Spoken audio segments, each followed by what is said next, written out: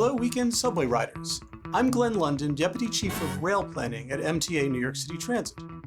Ever wonder why we do so much track work on 3-day holiday weekends? Maintaining our tracks and signals and replacing worn-out parts are critical to keeping our trains running reliably. Our goal is to affect the fewest number of riders as possible while getting the work done.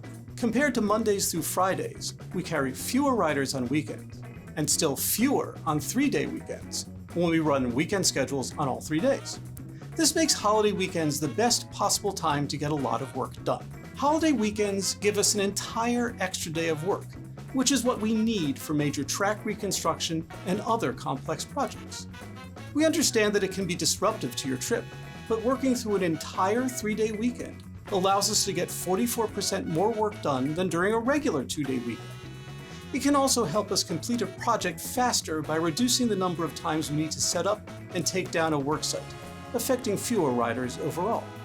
When we plan major work, we take into account many factors, like how long it will take to set up the work zone, complete the work, and restore regular train service.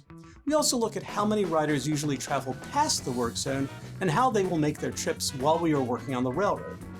Some projects, like replacing track and signals, are especially labor-intensive and require more time on the tracks. These types of projects can often mean literally taking apart entire sections of a subway line and then putting it all back together again before the next rush hour. When beginning a project, we must first reroute trains away from the work site. We also have to frequently turn third rail power off for added safety. Next, we must get the teams and tools in place to begin work. Work trains have to get from their support yards to the work zones, often traveling long distances.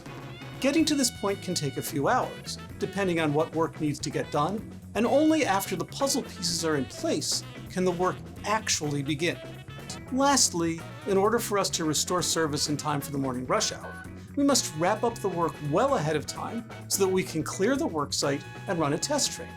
We need to be certain that everything is working properly before we let regular passenger trains run on the tracks again. Thank you for your patience while we work to improve your subway system, and thanks for riding with us.